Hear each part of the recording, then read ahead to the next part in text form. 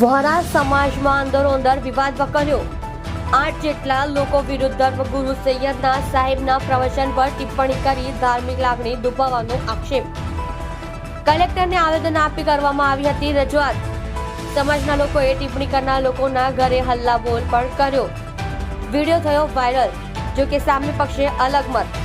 કબ્રસ્તાનની જગ્યા પર રસોડું બનાવવામાં આવતા વ્યક્ત કર્યો હતો વિરોધ। ધર્મગુરુ પ્રત્યે કોઈ પણ નિવેદન ન કર્યું હોવાની કરી વાત।